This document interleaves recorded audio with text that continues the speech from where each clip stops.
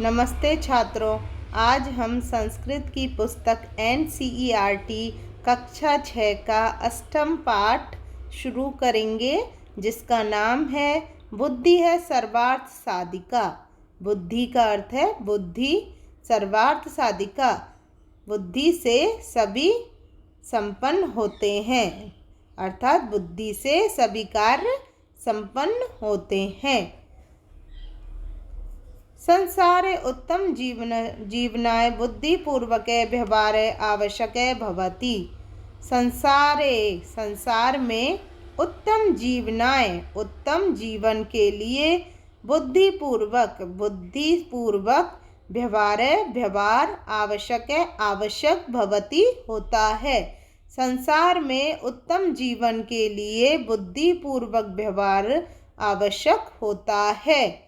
बुद्धिपूर्वकेन व्यवहारेण कठिनम अपि कार्यम सहजम भवति। बुद्धिपूर्वक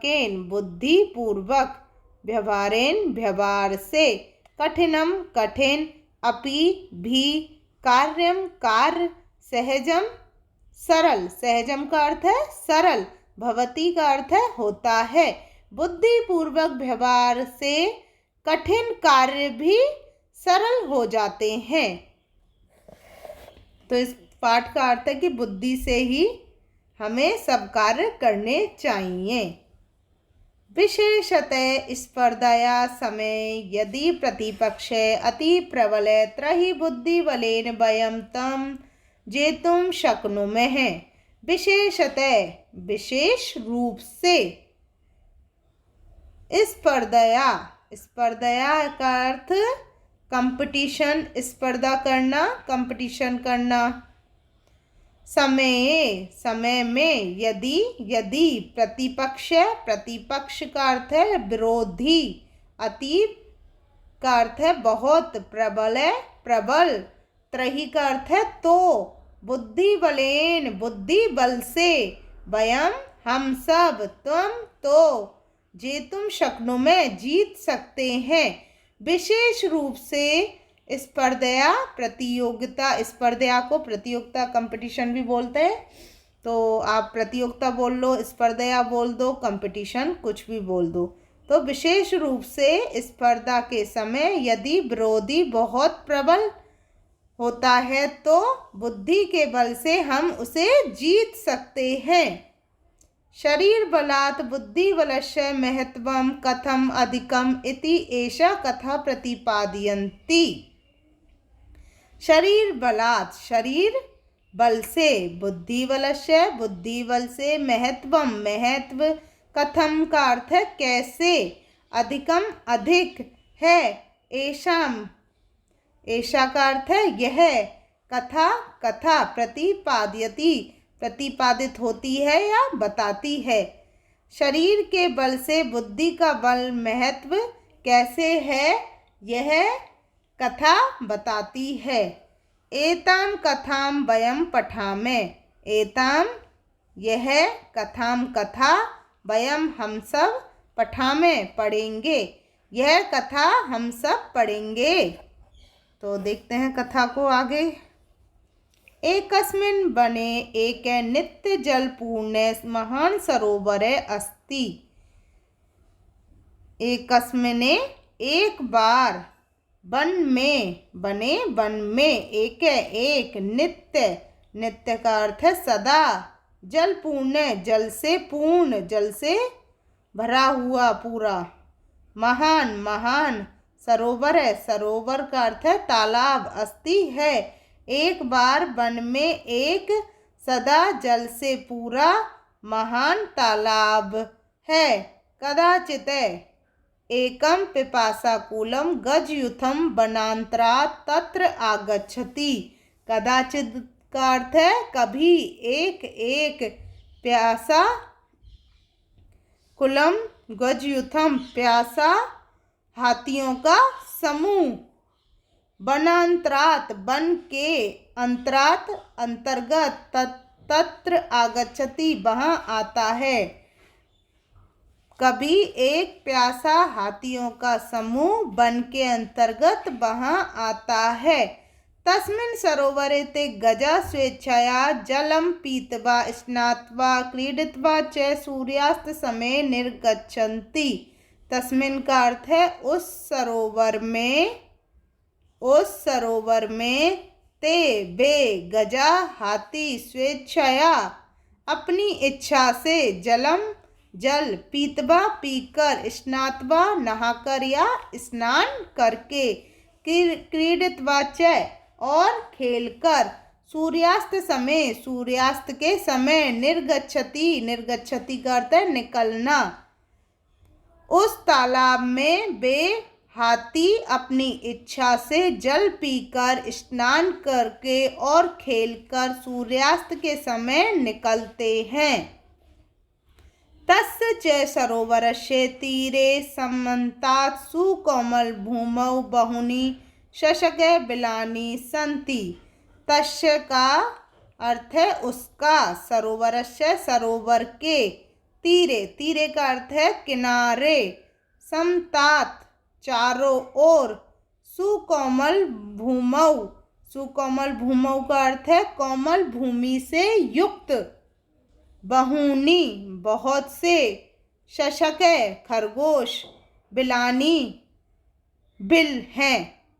उस सरोवर के किनारे चारों ओर कोमल भूमि से के साथ बहुत से खरगोश के बिल हैं। येषु बहवः शशका निवसन्ति। येषु जिनमें बहवः बहुत से शशका खरगोश निवसन्ति रहते हैं, जिनमें बहुत से खरगोश रहते हैं। गजानां परिभ्रमणेन तेषु बिलेषु निवसन्तः बहवः शशका क्षतविक्षिता भवन्ति। गजानां हाथियों के परिभ्रमणेन चारों ओर घूमने से, तेषु उनमें, बिलेषु बिल में, निवसन्त रहते हैं बहुत से खरगोश, छत विक्षित हो गए हैं या बेहोश हो गए हैं, भवंती होते हैं। केचन पुनः मृता अपि भवंती। केचन का अर्थ है और कुछ मृता मर भी गए हैं। हाथियों के चारों ओर घूमने से उन बिलों में रहने वाले बहुत से खरगोश क्षतविक्षित हो गए हैं और कुछ मर गए हैं। अतः शशका भीतः चिंतामग्ना च भवन्ति। अतः इसलिए शशका खरगोश, भीता भयभीत, चिंतामग्न चिंता में मग्न अर्थात चिंता में डूबे हुए, भवंती होते हैं। इसलिए खरगोश भयभीत और चिंता में डूबे हुए होते हैं। ते दुखम अनुभवन्ति। ते का अर्थ बे, दुखम दुख का, अनुभवन्ति महसूस करते हैं या अनुभव करते हैं, वे दुख का अनुभव करते हैं। स्वरक्षार्थ च ते उपायम चिंतयन्ति। स्वरक्षार्थ अपनी रक्षा, च और, ते बे उपायम उपाय, चिंत्यति चिंता करते हैं सोचते हैं, और वे अपनी रक्षा के लिए उपाय सोचते हैं।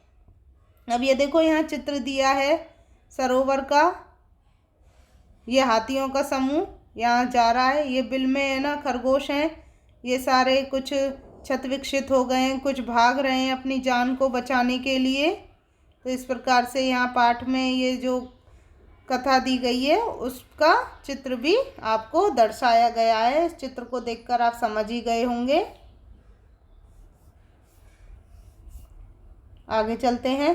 एकस्मिन् दिने सायंकाले तेषां शशकानां सभा भवति। एकस्मिन् दिने, एकस्मिन् एक बार, दिने दिन में, सायंकाले साय के समय, तेषां उनके, शशकानां खरगोशों की, सभा भवती होती है। एक बार दिन में शाम के समय उन खरगोशों की सभा होती है। सर्वे शशका स्वमतं प्रकाशयन्ति। सर्वे शशका सभी खरगोश स्वमतम अपना मत प्रकाशयन्ति प्रकाश देते हैं। सभी खरगोश अपने मत पर प्रकाश देते हैं, अर्थात सभी खरगोश एक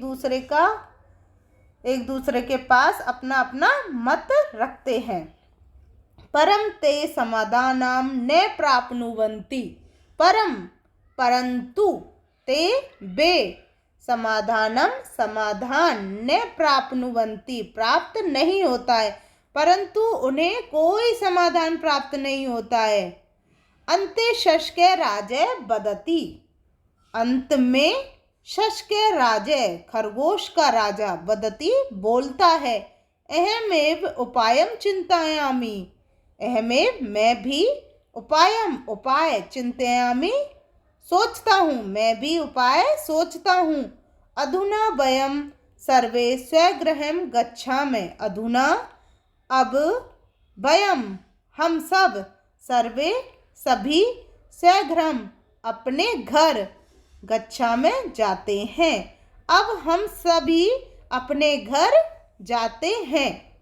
अन्यस्मिन् दिवसे रात्रौ स शशक राजे युधा अधिपस्य गजराजस्य समीपम गच्छति। अन्यस्मिन् दिवसे अन्य दिनों दूसरे दिन रात्रि में वह शशक राजे खरगोश का राजा युद्ध अधिपस्य गजराजस्य हाथियों का समूह के राजा के समीपम पास में गच्छति जाता है। दूसरे दिन रात्रि में वह खरगोश का राजा हाथियों के समूह के राजा के पास जाता है। स गजराजम कथयति। वह हाथियों के राजा से कहता है, हे गजराज, हे हाथियों के राजा, एष सरोवर चंद्रस्य वासस्थानम अस्ति। एष का अर्थ है यह सरोवर तालाब, चंद्रस्य चंद्र, वासस्थानम वासस्थान, असति है यह सरोवर चंद्रमा का वासस्थान है। वासस्थान को क्या बोलते हैं? रहने का स्थान। तो यह सरोवर चंद्रमा का वासस्थान है, अर्थात रहने का स्थान है। आप कुछ भी बोल सकते हो। वयम शशकातस्य प्रजास्मः एत एव शशांके इति नामना प्रसिद्ध। वयम का अर्थ है हम सब, शशका खरगोश, तस्य उसकी, प्रजा इसमें प्रजा है, हम सब खरगोश की प्रजा हैं। एत एव इसीलिए, स शशांक इति नामना प्रसिद्ध, इसलिए वह, शशांक का अर्थ है चंद्रमा, इसलिए वह चंद्रमा के नाम से प्रसिद्ध है। यदा शशंका जीवन्ति तदा एव चंद्र प्रसन्न भवति। यदि शशका खरगोश, यदि खरगोश जीवन्ति जीवित होते हैं, तदा तब ही, एव ही, चंद्र चंद्रमा, प्रसन्न भवति होता है। जब खरगोश जीवित होते हैं तब ही चंद्रमा प्रसन्न होता है। इसमें देखो, यदा का अर्थ जब, तदा का अर्थ तब। जब खरगोश जीवित होता है तब ही चंद्रमा प्रसन्न होता है। आगे देखो, गजराज प्रक्षति। हाथियों के राजा पूछते हैं, कथम अहम विश्वासम करोमि। मैं कैसे विश्वास करूं? किम सत्यमेव चंद्रे सरोवरे तिष्ठति। किम का अर्थ है क्या, सत्यमेव सत्य ही, चंद्र चंद्रमा, सरोवरे तालाब में, तिष्ठति का अर्थ है रहता है। मैं कैसे विश्वास करूं कि चंद्रमा सरोवर में रहता है, क्या यह सत्य है? यदि सरोवर चंद्रदेवस्य वासस्थानम त्रही तत्प्रदर्शतु। यदि तालाब में चंद्रमा के देवताओं का वासस्थान है तो मुझे दर्शाओ। तो तत्का अर्थ है उसे, प्रदर्शतु दर्शाओ या प्रदर्शित करो। यदि तालाब में चंद्र देवता का वास स्थान है तो उसे प्रदर्शित करो या दर्शाओ। शशक कथयति, खरगोश कहता है आम, हाँ। चंद्रस्य दर्शनाय आवाम अधुना एव सरोवरम प्रति चलावे।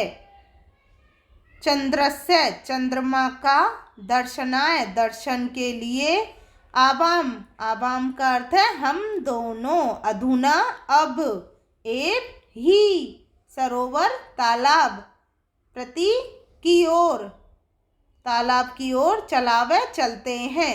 खरगोश कहता है हाँ, हम चंद्रमा के दर्शन के लिए हम दोनों अब ही तालाब के ओर चलते हैं। गजराज शशकराजेन से सरोवरस्य समीपम गच्छति। हाथियों के राजा खरगोश के राजा के साथ, से का अर्थ है साथ, सरोवरस्य तालाब के, समीपम पास में जाता है। हाथियों का राजा खरगोश के राजा के साथ तालाब के पास जाता है। स जले चंद्रस्य प्रतिबिंबम पश्यति। वह जल में चंद्रमा का प्रतिबिंब देखता है। चकित च भवति, और चकित होता है। देखो यहाँ ये चंद्रमा का प्रतिबिंब दिखाई दे रहा है पानी में। तो हाथियों का राजा चंद्रमा का प्रतिबिंब देखता है और चकित होता है। स भयेन चंद्र नमति, वह भय से चंद्रमा को नमति का अर्थ है नमन करता है। वह भय से चंद्रमा को नमन करता है। तत् से गजयुथेन से अन्यंत्र गच्छति। तत्का अर्थ है उसके बाद, से वह गजयुथेन हाथियों के समूह के, सह साथ, अन्यंत्र कहीं और, अन्यंत्र का अर्थ है कहीं और, गच्छति जाता है। उसके बाद वह हाथियों के समूह के साथ कहीं और जाता है। स गजयुथ है पुनः कदापि तस्य सरोवर से समीपम न आगच्छति। और वह कभी भी, गजयुथ है हाथियों के समूह के साथ, कदापि कभी भी, तस्य सरोवर से उस तालाब के, समीपम पास में, न नहीं, आगच्छति आता है। और वह हाथियों के समूह के साथ पुनः कभी भी उस तालाब के पास में नहीं आता है। शशका तत्र सुखेन तिष्ठन्ति। शशका का अर्थ है खरगोश, तत्र वहाँ, सुखेन सुख से, तिष्ठन्ति रहते हैं, वहाँ खरगोश सुख से रहते हैं। सत्यम एव उक्तम, सत्य ही, उक्तम का अर्थ है कहा गया है, सत्य ही कहा गया है। बुद्धि है सर्वार्थ साधिका, बुद्धि से सभी कार्य संपन्न होते हैं। अब इसका भावार्थ यही है कि हमेशा अपन को अपनी बुद्धि का इस्तेमाल करना चाहिए, बुद्धि से सभी कार्य संपन्न होते हैं। ये अपना चैप्टर पूरा हुआ। अब इसके शब्दों के अर्थों को जानते हैं पाठ के आधार पर। तो यहाँ शब्दों के अर्थ हैं, वयम शब्दार्थानाम जाने में, हम शब्दों के अर्थों को जानेंगे। शब्द दिया है यहाँ अर्थ हिंदी में, इंग्लिश में मातृभाषाएं अर्थ है लिखंतु, जो मातृभाषा जिनकी इनसे भी अलग है उसको इसमें लिखना है। मातृभाषाएं अर्थ है लिखंतु मातृभाषा में। तो यहाँ अपन को शब्द अर्थ, शब्द और अर्थ और हिंदी में देखना है बस। सरोवर है, सरोवर का अर्थ है जलाशय, हिंदी में तालाब। गज, गज का अर्थ है हस्ती, हिंदी में हाथी। शशके, शशके का अर्थ है शश, हिंदी में खरगोश। मृता अर्थ हता, हिंदी में मरे हुए। भीता संत्रस्ता, हिंदी में डरे हुए। प्रतिबिंबम, प्रतिबिंबम का अर्थ है छायाम, हिंदी में परछाई। चिंतामग्न, चिंतामग्न का अर्थ है चिंताकुल, चिंतित। शशांक, शशांक का अर्थ चंद्र है, हिंदी में चंद्रमा। नामना, नामधेन, हिंदी में नाम से। अब देखते हैं अभ्यांश। क्रिया पदानाम मूल धातु है अस्ति। क्रियापदों के मूल धातु है, क्रियापदों का मूल धातु है। यहाँ पे क्रिया के पदों का मूल क्या है? धातु। तो जैसे पठति इति क्रियापदस्य मूल है पठ धातु। यहाँ जैसे पठति शब्द है तो यहाँ मूल धातु क्या हुई? पठ। जैसे निवसंति, निवसंति में बस धातु है और नी उपसर्ग है। प्रकाशयंती में काशी धातु है, प्र उपसर्ग है। भवंती में भू धातु हो गई, नमति में नम धातु हो गई। और जैसे देखो गच्छति में गम धातु हो गई या गच्छ धातु हो गई। तिष्ठन्ति में इष्ट धातु या तिष्ठ धातु। इस प्रकार क्रियापदों का मूल धातु है। ये अपना अष्टम पाठ पूरा हुआ। अब इसका अभ्यास कार्य नेक्स्ट पार्ट में देखेंगे। अब अपन नेक्स्ट पार्ट में मिलते हैं। तब तक के लिए धन्यवाद।